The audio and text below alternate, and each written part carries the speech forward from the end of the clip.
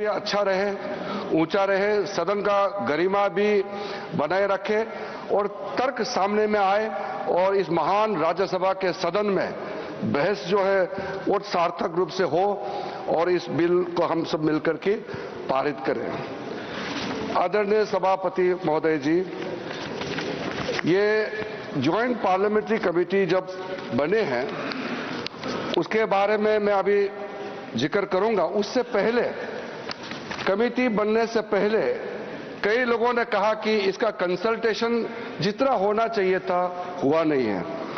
मैं इतना जरूर बताना चाहता हूं कि जब हम ये वक्त संशोधन बिल लेके आए और जेपीसी बनाया, उससे पहले हमारे अल्पसंख्यक मामलों का मंत्रालय ने व्यापक रूप से देश भर में जितने स्टेक होल्डर्स हैं, राज्य सरकारों से, माइनॉरिटी कमीशंस होते हैं स्टेट में, वक्फ बोर्ड होते हैं और वहां के ऑफिसर्स और इंटेलेक्चुअल कम्युनिटी से, धार्मिक संस्थाओं में जो लोग प्रतिनिधि करते हैं, कई लोगों से बातचीत करने के बाद ये बिल तैयार करके हमने इस सदन में पेश किया, पार्लियामेंट में पेश किया।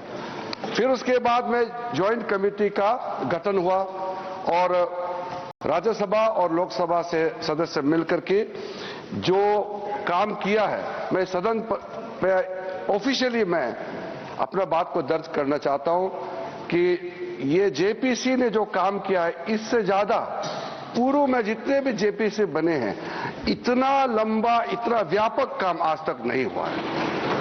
कुल मिलाकर के 284 संगठन, स्टेक होल्डर्स, अलग अलग क्षेत्र के लोगों ने जेपी के समक्ष आकर के अपने बातों को रखा, ज्ञापन सौंपा और 97 लाख से भी ज्यादा, अब छोटा मोटा पत्र को मिलाकर के 1 करोड़ से ज्यादा हमारे देश के लोगों ने ज्ञापन सौंपा है और अपना मत को जेपीसी और मंत्रालय को दिया है। तो किसी बिल को सदन में चर्चा करने से पहले 1 करोड़ से ज्यादा सुझाव मिलना, ये भी अपने आप में ऐतिहासिक है। विचार विमर्श राज्य सरकारों से भी हुए और साथ साथ में कल लोकसभा में बहुत लंबी चर्चा हुई और देर रात यानी कि आज सुबह बिल पास करके राज्यसभा में आया। मैं मानता हूं कि ठीक है, हमारा मेंबरों ने कहा है कि संशोधन देने के लिए समय मिलना चाहिए था, लेकिन सबने ये एग्री किया है कि आज जो सुबह हमारा मेंबर ने सवाल उठाया, चेयरमैन साहब ने कहा है कि ये हम लोगों ने बिजनेस एडवाइजरी कमेटी में ये तय किया कि आज ही इसको यहां चर्चा करना है। ज्वाइंट कमेटी ने 10 शहरों में मुंबई, अहमदाबाद, हैदराबाद, चेन्नई, बेंगलुरु, गुवाहाटी, भुवनेश्वर, पटना, कोलकाता और लखनऊ में जाकर के अपना पूरा वहां समय भी दिया है और आज मैं कमेटी के हर एक मेंबर को भी धन्यवाद देना चाहूंगा। बाकी जो इस बिल में बोलने वाले हैं उनको धन्यवाद, मैं जब जवाब दूंगा आखिरी में तो मैं जवाब देते समय धन्यवाद जरूर मैं रखूंगा। सर, हर व्यक्ति, मैं तो इस सदन में एक मंत्री के रूप में बोल रहा हूं, लेकिन साधारण रूप से ये एक्सपेक्ट करता है कि कोई अच्छा काम करेगा तो उसका तारीफ भी जरूर होगा और खास करके उन लोगों से तारीफ ज्यादा मिलेगा जिसका इच्छा को मैं पूरा कर रहा हूं। इसलिए सभापति महोदय जी, 1976 में जब वक्फ इंक्वायरी रिपोर्ट को पेश किया गया था, वो कमेटी किसने बनाया था सर? कांग्रेस सरकार ने कमेटी गठन किया, वक्फ इंक्वायरी कमीशन बिठाया। कमीशन ने जब रिपोर्ट पेश किया, बहुत लंबा रिपोर्ट है, मैं जो यहां रेलेवेंट है उसको कोट करता हूं। मिसयूज बाय मुतावालीज and the inquiry committee called out the Mutawalis misusing the authority and power and proposed for steps to be taken to improve the functioning of the Waqf. ये सबसे पहले रिपोर्ट आया। उसके बाद में दूसरा जिक्र किया कि इतना केसेस वक्फ प्रॉपर्टी को लेकर के बना हुआ है, लिटिगेशन इतना ज्यादा लंबित है, इसको सरल करने के लिए सरकार को कदम उठाना चाहिए। उसके बाद सचर कमेटी बनी। सचर कमेटी का रिपोर्ट 2006 में पेश किया गया। उसका मुख्य अंश सचर कमेटी ने जो कहा, एक तो जो वक्फ बोर्ड है उसको स्ट्रेंथन किया जाना चाहिए और ये पुराना सिस्टम में चल रहा है, डिजिटल होना चाहिए। साथ साथ में सचर कमेटी ने कहा कि उस समय 4.9 लाख वक्फ प्रॉपर्टी है इस देश में, आज तो बढ़ गया, उस समय 2006 में, और 4.9 लाख वक्फ प्रॉपर्टी जो रजिस्टर्ड वक्फ प्रॉपर्टी है उनका टोटल इनकम सिर्फ 163 करोड़ पर एनम था, 160 करोड़। और उसी समय सचर कमेटी में यह भी कहा, टिप्पणी भी किया और सुझाव भी दिया, अगर वो 4.9 लाख प्रॉपर्टी को अगर एफिशिएंटली मैनेज करते उस समय का मार्केट रेट से, तो भी 12,000 करोड़ हर साल इनकम जनरेशन होता। तो 12,000 करोड़ होना चाहिए था, लेकिन 163 करोड़ जनरेशन हुआ है। फिर उसके बाद में हम लोगों ने आकलन किया, आज का दिन में 8.72 लाख जो प्रॉपर्टी है इतना बढ़ गया, उसका तो हम हिसाब भी नहीं लगा सकता है, और मुझे हिसाब भी लगा के आंकड़े पेश नहीं करना चाहिए क्योंकि मार्केट का अपना अपना एक फॉर्मूला होता है। लेकिन एक कॉमन सेंस है कि अगर सचर कमेटी 4.9 लाख प्रॉपर्टी को अनुमान लगाया 12,000 करोड़ इनकम होना चाहिए, तो आज उसको आप आज के समय मार्केट रेट में हिसाब लगा करके आप अनुमान लगा सकते हैं। सचर कमेटी ने यह भी कहा, सेंट्रल वक्फ काउंसिल में और स्टेट वक्फ बोर्ड में और ब्रॉड बेस करके इंक्लूसिव होना चाहिए। ये बंद कमरे में कुछ लोग बैठा है ऐसा लग रहा है, इसको खोलना चाहिए, ब्रॉड बेस करना चाहिए। साथ साथ में सेक्रेटरी जो सेंट्रल वक्फ काउंसिल और स्टेट बोर्ड है उसका स्तर सीनियर लेवल होना चाहिए। उस समय under secretary, deputy secretary rank का था, उसको कहा कि ज्वाइंट सेक्रेटरी, एडिशनल सेक्रेटरी का रैंक ऑफिसर को नियुक्त करना चाहिए। और साथ में सर, बच्चों और महिलाएं और बच्चों के लिए स्पेसिफिक कदम उठाना चाहिए, ये सचर कमेटी ने उस समय रिकमेंडेशन किया। और उसके बाद एक ज्वाइंट पार्लियामेंट्री कमेटी का गठन हुआ जिसका अध्यक्षता के रहमान खान ने किया, और के रहमान खान जी अल्पसंख्यक मामलों का मंत्री भी रहा है, वरिष्ठ सदस्य थे। उन्होंने फिर पूरे ऑल पार्टी का सदस्य का एक जेपीसी हेड किया, उसमें कई मुद्दे उन्होंने रखे हैं और रेकमेंड किए हैं। मैं मेन वाला को यहां पॉइंट आउट करना चाहता हूं। एक तो उन्होंने पॉइंट आउट किया कि जो इंफ्रास्ट्रक्चर है वक्फ बोर्ड का वो काफी नहीं है, और मैन पावर और फंड बहुत ही मीगर है, कम है, छोटा है, वो काफी नहीं है। दूसरा कहा कि ऐसा लगता है कि सारा जो झंझट है वो मुतावली पे केंद्रित है, मुतावली को कैसे अपॉइंट करना चाहिए, कैसे हटाना चाहिए, सारा विषय वही केंद्रित है, इसको भी पॉइंट आउट किया है। फिर डॉक्यूमेंटेशन के बारे में और सर्वे के बारे में वक्फ प्रॉपर्टी और लीगल जो सेटअप होना चाहिए वक्फ को लेकर के, इसके बारे में भी computerisation of Waqf board, central data bank होना चाहिए, इसका भी उस समय के जेपीसी ने कहा, म्यूटेशंस, रेवेन्यू रिकॉर्ड, और to adopt sound and acceptable financial and budgetary practices, इसका भी सुझाव दिया। और फिर लीज करने का जो वक्फ प्रॉपर्टी को किस तरीके से लीज होना चाहिए, इसका भी सुझाव दिया है। जितना ये 3 कमेटी रिपोर्ट्स सचर कमेटी को मिलाते हुए जो मुख्य रिपोर्ट रिकमेंडेशन किया है, सर मैं आपके माध्यम से सदन को बताना चाहता हूं, वो सारा रिकमेंडेशन रिपोर्ट्स को हम लेकर के आज ये बिल लेकर के, अमेंडमेंट बिल लेकर के इस सदन में आया है। इसलिए ये तीनों कमेटी, ये कांग्रेस सरकार में जो दूसरे और तीसरे कमेटी तो यूपीए सरकार थे, लेकिन शुरू वाला तो प्योर कांग्रेस गवर्नमेंट था। तो मैं मुख्य रूप से कांग्रेस पार्टी को और उसके जो सहयोगी दल है, मैं अपील करना चाहता हूं कि आज जो बड़ा कदम माननीय प्रधानमंत्री जी के नेतृत्व में हमने ये 2025 का वक्फ संशोधन बिल लेके आया है, तो आपका ही सोच विचार को आप जो पूरा नहीं कर पाया, उसको पूरा करने का हिम्मत नरेंद्र मोदी जी सरकार ने लेके आया है, तो आप जरूर समर्थन करना चाहिए। आदरणीय अध्यक्ष महोदय जी,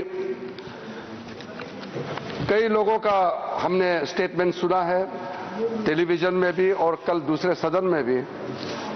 ये कोई नया कदम तो हम नहीं उठा रहे हैं, इतिहास सबका मालूम है। संक्षेप में 1894 में जो प्रिवी काउंसिल ने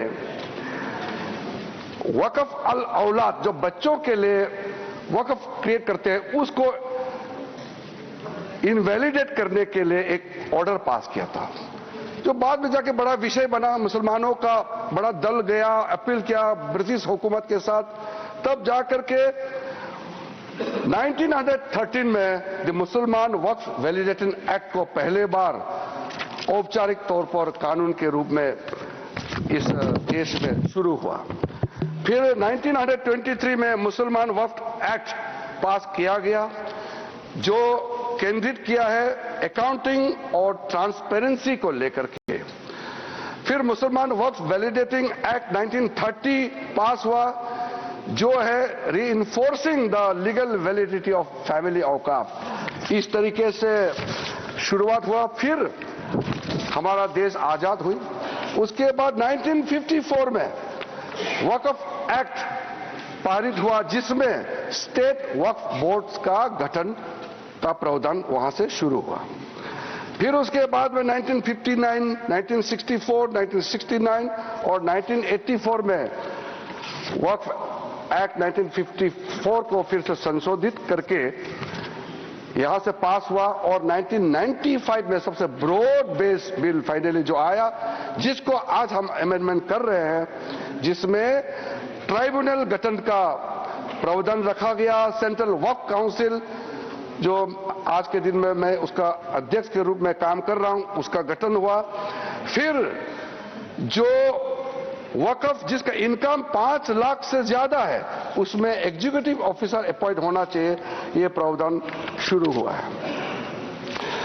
अध्यक्ष महोदय जी, ये जब चल रहा था, समस्या तो है, सबको मालूम है, और कमेटी का रिपोर्ट का भी मैंने जिक्र किया, लेकिन ऐसा क्या हुआ जो हमको ये एक मेजर अमेंडमेंट आज लेके आना पड़ा। 2013 में यूपीए सरकार था और चुनाव सर पे था, चुनाव आने वाला था। उसमें यूपीए सरकार ने कदम उठाया कि कुछ बदलाव लाना चाहिए। उस समय सर यूपीए सरकार ने जो चेंजेस लाया है, उसको मैं थोड़ा सा कंपेयर करके बताना चाहता हूं। उस समय भी जेपीसी गठन हुआ, आज भी जेपीसी बनी है। फर्क क्या है सर? उस समय का सेलेक्ट कमेटी में 13 मेंबर थे और इस बार के जेपीसी में 31 मेंबर्स। उस समय का सेलेक्ट कमेटी का टोटल सीटिंग हुआ 22 बार। इस बार का जेपीसी का टोटल सीटिंग हुआ है 36। उस समय total delegation, organisation, stakeholder जो सेलेक्ट कमेटी के सामने में पेशकश हुआ 18 और इस बार 280। शासित प्रदेशों से चर्चा हुई, इस बार 25 state board, state government, 5 minority commission और कई विधायक एमपी, तो उसका हिसाब ही नहीं है। टोटल मेमोरेंडम रिसीव किया उस समय 32 और इस बार का तो मैंने पहले बता दिया 97,27,772 प्लस अनौपचारिक रूप से हमारा मंत्रालय में भी लाखों की संख्या में हमने रिसीव किया है। उस समय का सेलेक्ट कमेटी कहां विजिट किया? लेह, जम्मू, श्रीनगर। उस समय ये तीनों एक ही स्टेट था। लेह अभी यूनियन टेरिटरी हो गया, जम्मू, श्रीनगर। और इस बार कहां विजिट किया मैंने आपको नाम पहले ही बता दिया, किस किस शहरों में इस कमेटी ने विजिट किया है। अध्यक्ष महोदय जी, जब हम लोग महत्वपूर्ण बिल पर चर्चा कर रहे थे, थोड़ा सा बैकग्राउंड संदर्भ को भी रखते हुए मैं बात को रखना चाहता हूं।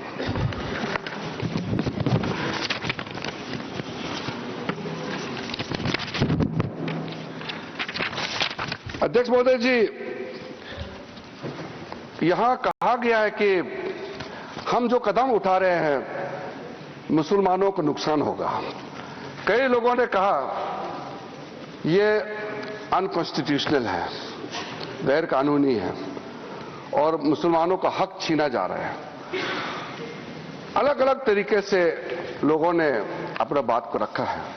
ठीक है, बात रखने का अधिकार है, लेकिन मैं बहुत ही साफ तरीके से ये सारे जो आरोप लगाए हैं उसको मैं खारिज करना चाहता हूं।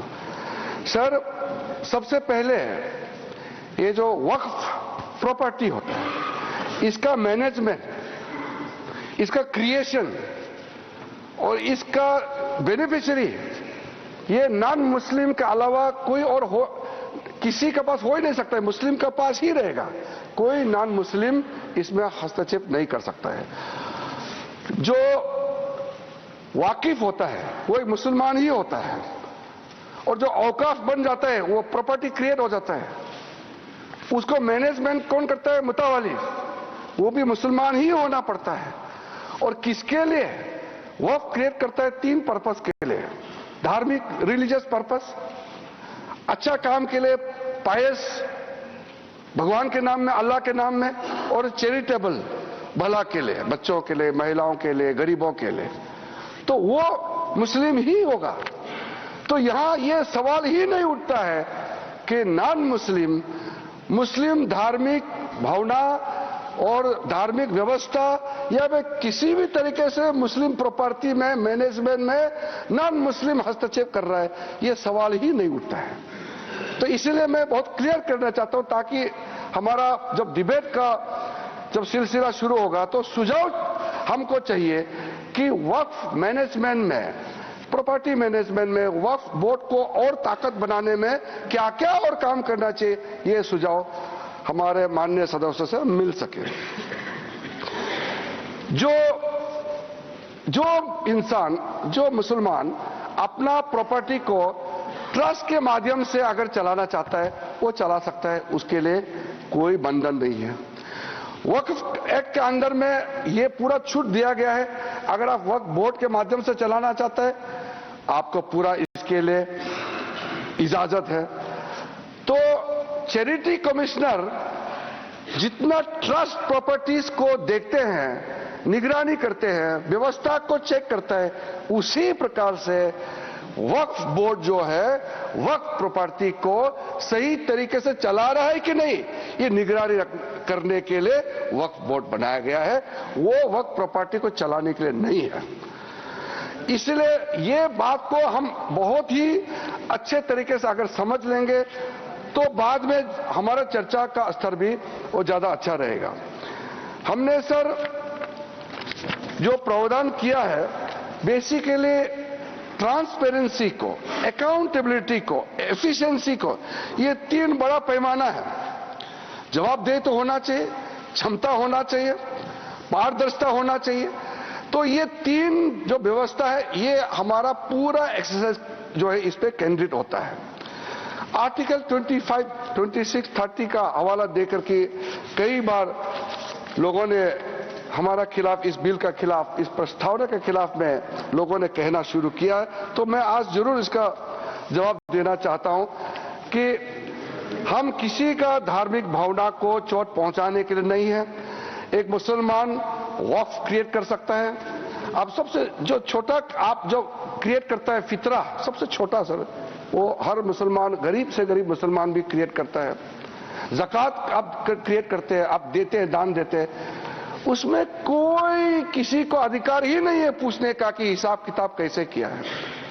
ये आपका अंदर का बात है, आपका फेथ है, इसमें हम हस्तक्षेप कैसे कर सकते हैं। इसलिए बिल्कुल ये बात आप बिल्कुल मत बोलिएगा अपना बात रखते समय कि सरकार या कोई गैर मुसलमान के जो कामकाज में उसका तौर तरीके में हस्तक्षेप कर रहा है, ये मत बोलिएगा।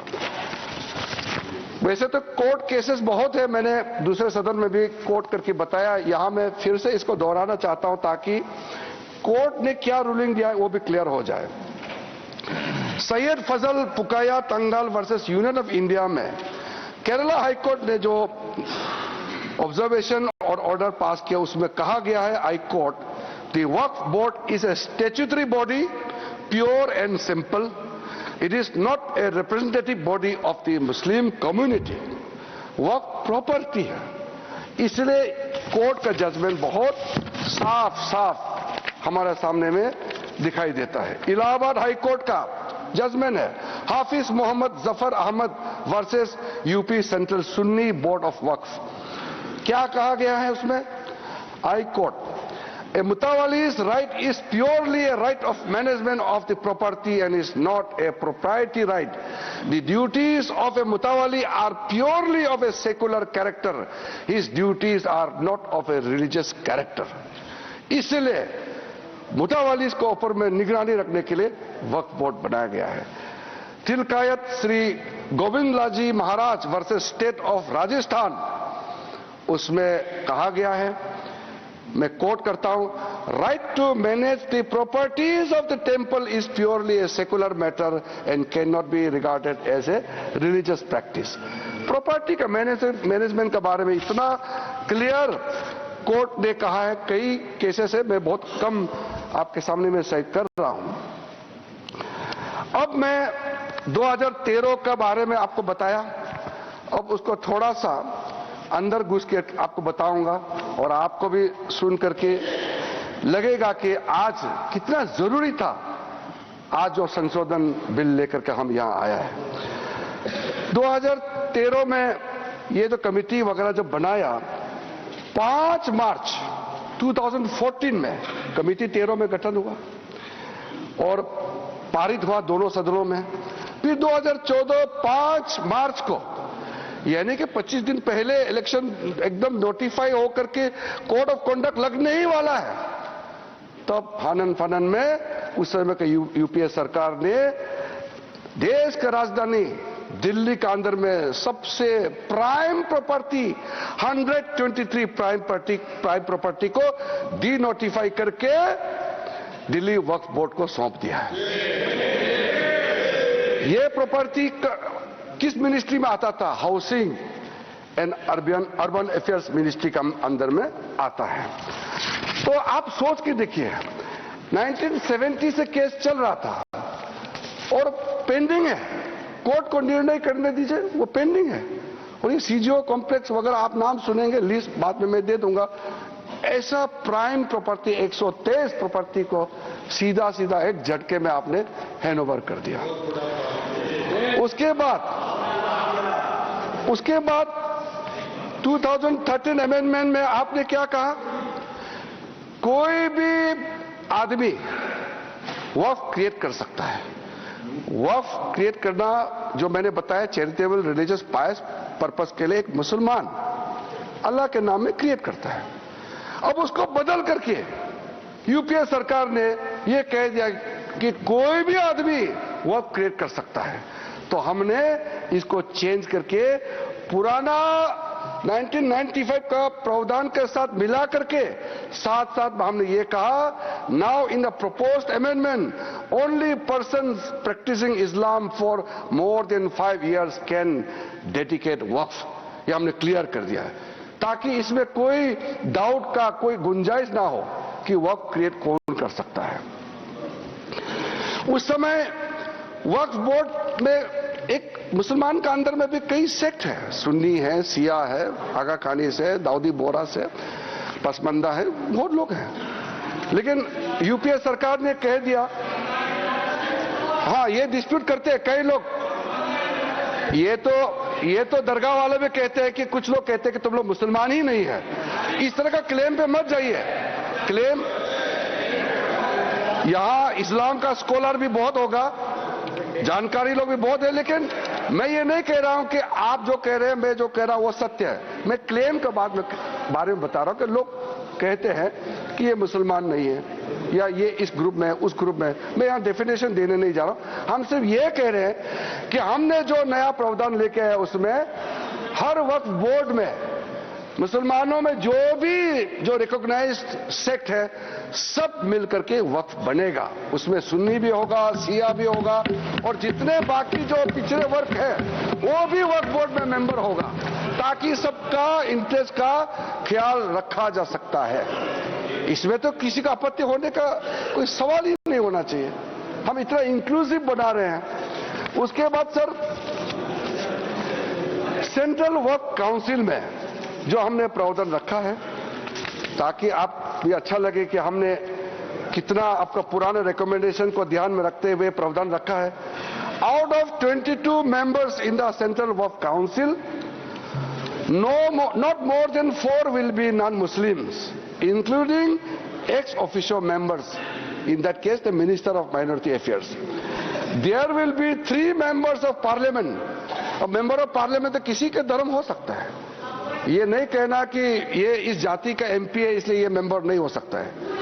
3 members of Parliament, 10 members from Muslim community, 2 former judges from the Supreme Court or High Court, 1 advocate of national eminence, 4 persons of national eminence from various fields, an additional secretary or joint secretary to the government of India dealing with Waqf matter। जो ministry में concern officer है वही हो सकता है।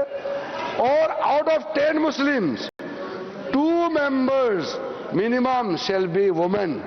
2 महिला सदस्य होना अनिवार्य है। स्टेट वर्क बोर्ड्स में out of 11 members, not more than 3 will be non-Muslims। कल किसी ने कहा कि नॉन मुस्लिम मेजोरिटी हो जाएगा, सवाल ही पैदा नहीं होता है। Not more than 3 will be non-Muslims, including sir, ये अतिरिक्त नहीं है, including ex-officio members, 1 chairperson, 1 member of parliament, 1 MLA, 4 members from Muslim community, 2 members with professional experience, 1 member from bar council, the joint secretary to the state government dealing with the Waqf matter, जो संबंधित संयुक्त सचिव है। Out of 4 Muslim members, 2 shall be women। ये हमने सुनिश्चित किया है। और दूसरा चेंज किया है, कितना जरूरी था।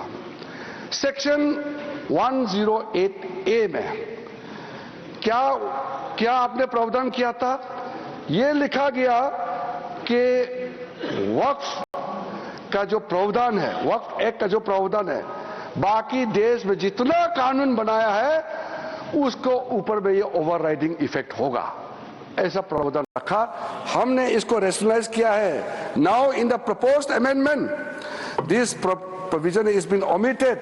This facilitates the legal harmonization of the Waqf Act with all other property laws. इस देश में बहुत सारा property laws है, ताकि सब में एक समन्वय हो जाए। हार्मोनाइजेशन होना जरूरी है सर। एक कानून दूसरा कानून का सर लड़ाई के लिए नहीं बनाता है, हार्मोनाइज करना बहुत जरूरी है। कॉन्फ्लिक्ट अवॉइड करने में तो आप भी अच्छा लगेगा, इसमें कोई विरोध होने का मुझे कोई कारण नजर नहीं आता है। सर, जो आज हम बिल लेके आया है, एक आप इसको कह सकते हैं नए सवेरा, एक अच्छा सोच के साथ जब हम आए हैं, तो हम बिल का नाम को भी, नाम से तो आपत्ति नहीं होना चाहिए, नाम को हमने अच्छा नाम लेकर के आया है। अब ये नया बिल का नाम होगा, इस एक्ट का नाम हो जाएगा उम्मीद। सर, उम्मीद नाम। अब उम्मीद से तो आपका कोई एतराज तो नहीं होना चाहिए। अब उम्मीद रखने का पीछे कारण है unified Waqf management empowerment efficiency and development. अब सर इसमें यूनिफाइड हम कहां से शुरू किया? पूरा जो व्यवस्था है उसको हमने यूनिफाई किया है।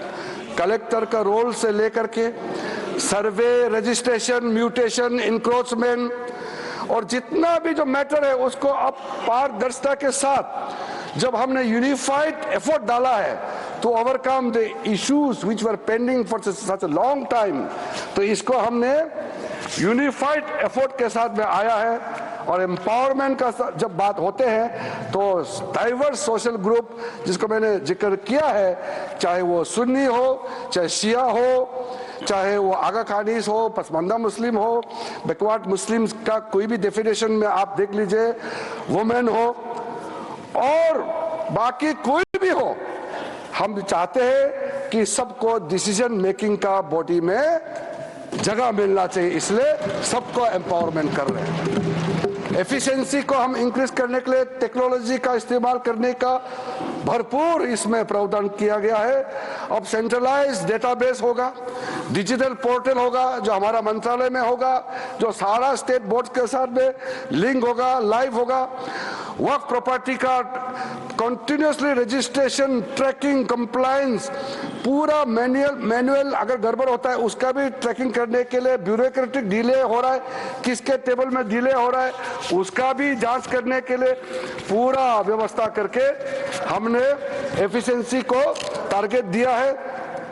और आखिर में डेवलपमेंट, जो मैंने आपको बताया कितना करोड़ हम इनकम जनरेट कर सकते हैं, इसलिए जो development of the Waqf property को मैं बहुत महत्वपूर्ण मानता हूं। मैंने कल भी इस बात को बताया है कि दुनिया का सबसे ज्यादा वक्फ प्रॉपर्टी हिंदुस्तान में है और कई लोगों ने कहा कि डिफेंस, रेलवेज के बाद तीसरा डेटा बैंक देखा जाएगा तो वक्फ प्रॉपर्टी, जो लैंड प्रॉपर्टी जो है वक्फ बोर्ड के पास है।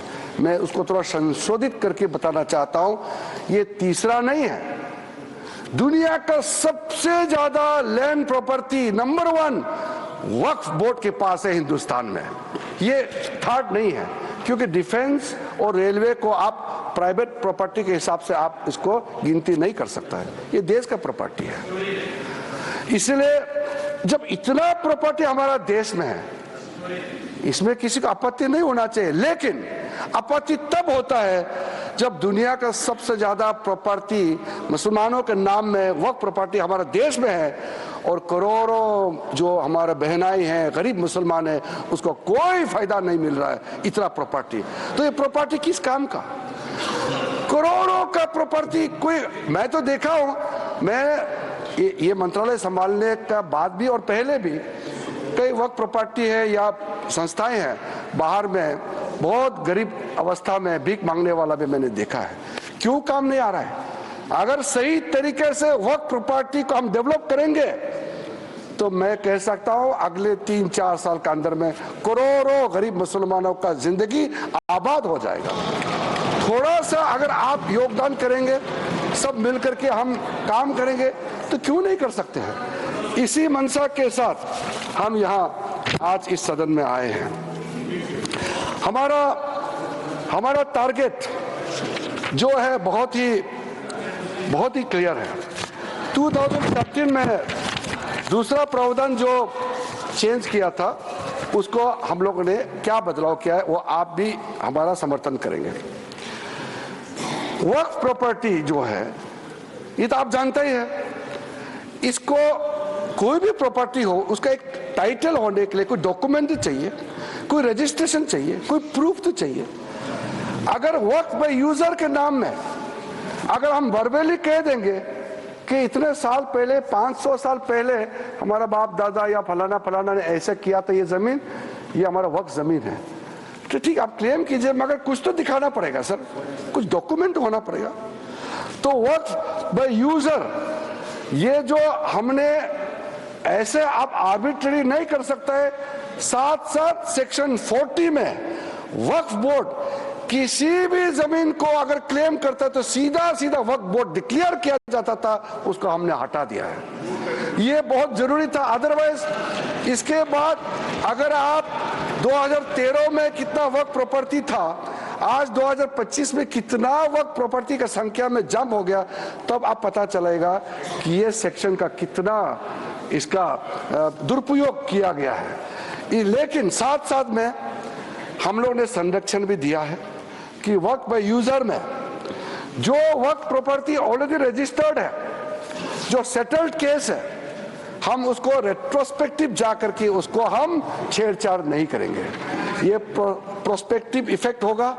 हाँ, अगर कोई डिस्प्यूटेड है, कोर्ट में पेंडिंग है, बातचीत चल रहा है, डिस्प्यूटेड है, तो जाहिर सी बात है सर कि कोर्ट का अधिकार को तो हम यहाँ खत्म नहीं कर सकता है। तो इसीलिए unless the property is disputed, all those land, those property, work property which are registered, which has a proper documentation, they will remain so। और इसका अधिकार राज्य सरकारों का है। Land is a state subject, तो भारत सरकार, केंद्र सरकार तो कुछ कर नहीं सकता है, वो राज्य सरकार को ही अथॉरिटी दिया है। अब महिलाओं का अधिकार को लेकर के, बच्चों का अधिकार को लेकर के सब कहते हैं। मैंने कहा कि वक्फ औलाद का इतिहास बहुत पुराना है। राइट ऑफ इनहेरिटेंस का आप अलग अलग तरीके से इंटरप्रिटेशन भी करते आए हैं। तो हमने ये सुनिश्चित किया है कि जो विडोज है, जो डिवोर्स वुमेन है, ऑर्फन है, जो यतीम बच्चे हैं, उनके लिए संरक्षण तो होना चाहिए माननीय सभापति महोदय। तो हमने ये प्रावधान किया है कि जो प्रॉपर्टी मेरा है, अगर मैं एक मुसलमान हूं, मैं वक्फ क्रिएट करना चाहता हूं, लेकिन मैं उसी प्रॉपर्टी को ही वक्फ कर सकता हूं जो मेरा अधिकार है। साथ साथ उस प्रॉपर्टी में जो महिला का अधिकार है उसको मैं छेड़छाड़ नहीं कर सकता हूं। महिला का अधिकार को सुरक्षित रख करके ही मैं अपना मर्जी से मेरा जो अधिकार है उसको हम वक्फ क्रिएट कर सकता है, ताकि कोई महिला ऐसा ना हो कि परिवार में इतना प्रॉपर्टी है लेकिन उसको कोई उसका अधिकार ही ना हो। तो ये सुनिश्चित करना बहुत जरूरी है। इस 21वीं सदी में इतना प्रोग्रेसिव थिंकिंग तो सब कोई होगा। मैं आपको नहीं कह रहा हूं कि आपका ऐसा सोच नहीं है, हम लोग सब एक समानता सोच के साथ आगे बढ़ रहे हैं। 2 मेजर अमेंडमेंट हम जो लेके आया है उसमें भी मैं मानता हूं आप समर्थन करेंगे। एनी मॉन्यूमेंट्स, कई मॉन्यूमेंट्स हमारे देश में protected areas under ancient monuments preservation act 1904 और ancient monuments and archaeological sites and remains act 1958 declared as work properties under this act or under any previous act shall be void। कोई हमारा archaeological site जो हमारा राष्ट्र का property है, इसको आप छेड़खानी नहीं कर सकता है। दूसरा, हमारा देश में करोड़ों आदिवासी शेड्यूल्ड ट्राइब्स, हम लोग सब मानते हैं कि इंडिजिनियस जो शेड्यूल्ड ट्राइब होते हैं उसका संरक्षण होना चाहिए। तो हमने यहाँ ये प्रावधान लेके आया है, आप शेड्यूल 5 और शेड्यूल 6 जगह में जहां हमारा स्पेशल प्रोटेक्टेड एरिया है वहां किसी जमीन को वक्फ प्रॉपर्टी डिक्लेयर नहीं कर सकता है। ये सेक्शन 4 क्लॉज 4 सेक्शन 3E में हमने प्रावधान रखा है। मैं मानता हूं कि हमारा देश में जितने आदिवासी भाई बहन हैं उनके लिए आदरणीय मोदी जी का तरफ से और हम सब का तरफ से ये बड़ा सौगात होगा। सर, ट्राइब्यूनल में हमने कुछ बदलाव किया है। हमारा जॉइंट पार्लियामेंट्री कमेटी का भी सुझाव आया था। अब जो ट्राइब्यूनल बनेगा उसका फिक्स टेन्योर होगा और उसको एफिशिएंसी बढ़ाने के लिए कई हमने स्टेप्स उठाया है।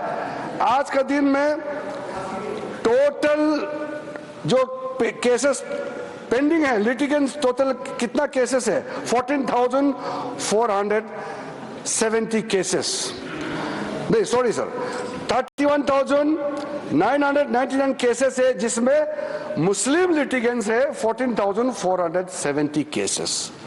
तो 31,999 केसेस जो पेंडिंग है। तो हम ये समझते हैं कि ट्राइब्यूनल को मजबूत कराना बहुत जरूरी है। हमने 2 मेंबर प्रपोज किया था, जेपीसी में कहा गया कि 3 मेंबर होना चाहिए। उसको हमने एग्री करके 3 मेंबर बनाया और 1 member having knowledge of Islamic law and jurisprudence for better functioning of the tribunal. और दूसरा सर, द कंपोजिशन ऑफ वर्क tribunal has been expanded to both serving and retired officials, each serving for a fixed tenure of 5 years। Tenure को 5 years fix किया है, from the date of appointment और until they attain the age of 65 years, whichever is earlier. Section 84 clause 4 में हमने ये बहुत clear से प्रावधान रखा है। एक इंपॉर्टेंट हमने प्रावधान रखा है, राइट टू अपील। इसमें कई लोगों ने डिस्प्यूट भी किया है, मैं क्लियर करना चाहता हूं। पहले क्या कर दिया था आप लोगों ने मतलब प्रीवियस यूपीए सरकार ने, राइट टू अपील, अगर ट्राइब्यूनल से आपको निजात नहीं मिल रहा है, ट्राइब्यूनल में आपका सुनवाई नहीं हो पाया, तो आप कोर्ट नहीं जा सकते हैं। ओनली रिव्यू पिटीशन में आप जा सकते हैं, जो बहुत ही सीमित दरवाजा खुला होता है। रिव्यू पिटीशन आप तो सर, आपसे ज्यादा कौन समझ सकता है उसमें आम आदमी कहाँ रिव्यू पिटीशन जा करके ये सब चक्कर खात के घूमते रहेंगे। इसलिए हम ये मानते हैं कि right to appeal must be the substantive right, इसलिए हमने ये दरवाजा खोल दिया है। अगर ट्राइब्यूनल में आपका हक नहीं मिला तो आप अपील कर सकते हैं, सिविल रिट आपका अपील करके किसी भी जगह में आपको जाने के लिए क्यों रोका जाना चाहिए। इसलिए हम ये मानते हैं कि जब हम ये अपील प्रोविजन रखा है तो ट्राइब्यूनल भी जल्दी जल्दी काम करेगा, कोर्ट भी जल्दी जल्दी काम करेगा, लोगों को भी जल्दी जल्दी न्याय मिलेगा, कहीं किसी का हमने दरवाजा बंद नहीं किया है। एनुअल कंट्रीब्यूशन जो आप देते हैं मुतावलिस, आप चिंता मत कीजिए, ये बहुत सोच समझ करके फैसला किया है, इससे कोई समस्या खड़ा नहीं होगा। वक्फ इंस्टीट्यूशन का जो कंट्रीब्यूशन है बोर्ड को देना होता है, पहले 7% होता था, हमने उसको घटा करके 5% कर दिया, ताकि ज्यादा पैसा आप गरीबों के लिए इस्तेमाल कर सके, बच्चों के लिए इस्तेमाल कर सके। आप कहेगा बोर्ड को इतना पैसा देंगे, इसलिए हमने घटा करके वेलफेयर पर्पस में ज्यादा खर्चा करें, इसलिए इसको हमने सीलिंग कर दिया है। Very noble sir. Limitation act, आप तो जानते हैं लिमिटेशन एक्ट अगर लागू नहीं होगा तो फिर कहां तक जाएगा, कोई सीमा तय कैसे होगा। इसलिए हमने जब ये कानून पारित होगा, सरकार का अगर लैंड है तो उसका लॉ ऑफ लिमिटेशन के हिसाब से 30 years का प्रावधान रखा है, अगर प्राइवेट लैंड है तो 12 साल का हमने प्रावधान रखा है। मैं मानता हूं कि ये बहुत ही रीजनेबल हमने लॉ ऑफ लिमिटेशन को यहाँ अप्लाई किया है, और जिस दिन से ये एक्ट पारित होगा, एनफोर्स होगा, उसी दिन से ये हिसाब उसका गिनती शुरू किया जाएगा। सर, जो सेक्शन 40 का मिसयूज होने का कारण से जो एक ऐसा माहौल पैदा हो गया था, मेरे घर में कम से कम कितना डेलीगेशन पिटीशन आ चुके हैं। सेक्शन 40 में वक्फ बोर्ड ने ऐसा ही क्लेम कर दिया। अभी जो न्यूज में भी आपने पढ़ा होगा, केरला में 600 क्रिश्चियन फैमिलीज का, जो वो लोग सब खेती करने वाले लोग हैं, फार्मर्स लोग हैं, किसान हैं, उनका जमीन जो केरला में मुनम्बम केस के नाम से अभी सब लोग ने पढ़ चुका होगा, उसको वहां वक्फ बोर्ड ने क्लेम कर दिया और वो कहीं भी नहीं जा पाया। वो ठोकरे खाते रहे, घूमते रहे, जिसको लेकर के पूरा वहां के जो कैथोलिक बिशप्स काउंसिल है और दिल्ली में भी और अलग अलग कई हमारा क्रिश्चियन संगठनों ने हमको मेमोरेंडम दिया है, प्रेस रिलीज भी दिया है और अपील भी किया है। सारा मेंबर्स ऑफ पार्लियामेंट को अपील किया है।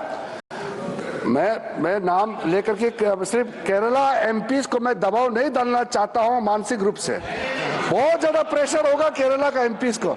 ये तो सबके लिए अपील किया है कि जो बड़े हमारे चर्च के जितने भी बड़े बड़े बॉडीज हैं, उन्होंने अपील किया है कि अपना विवेक का इस्तेमाल करें और सारा मेंबर्स ऑफ पार्लियामेंट इस वक्त अमेंडमेंट बिल को समर्थन करना चाहिए।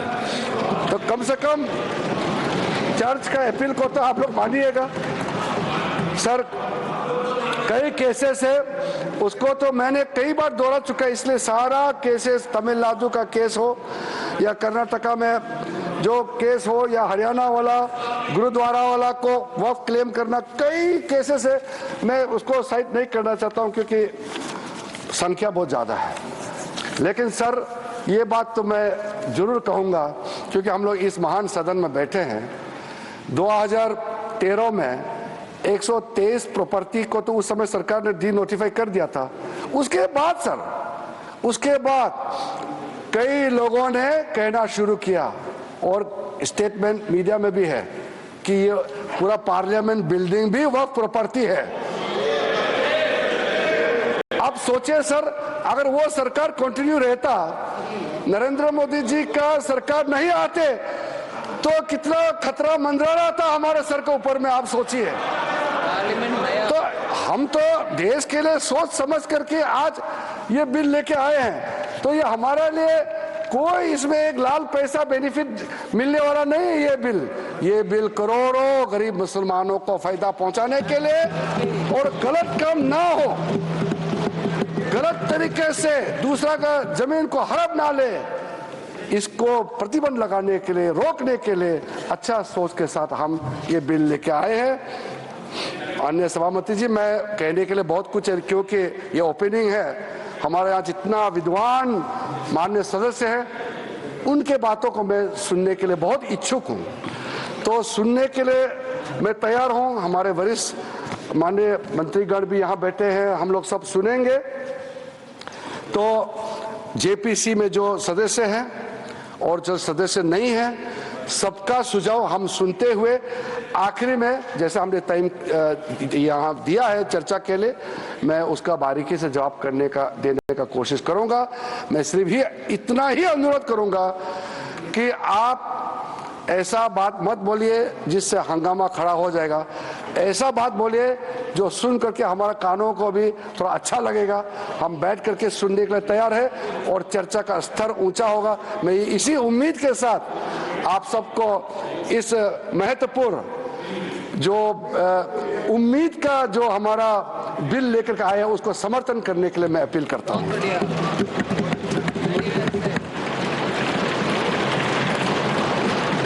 Motion moved. The motions for consideration of the Waqf Amendment Bill 2025 and the Mussalman Waqf Repeal Bill 2025 are now open for discussion. I now call upon the members whose names have been received for participation in the discussion. Dr.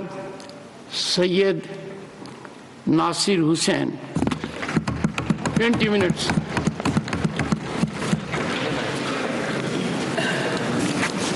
Chairman sir, मैं आभारी हूं, आपने मुझे महत्वपूर्ण bill pay बात करने का मौका दिया और मेरी पार्टी और आप मिलके मुझे जेपीसी का सदस्य भी बनाया था।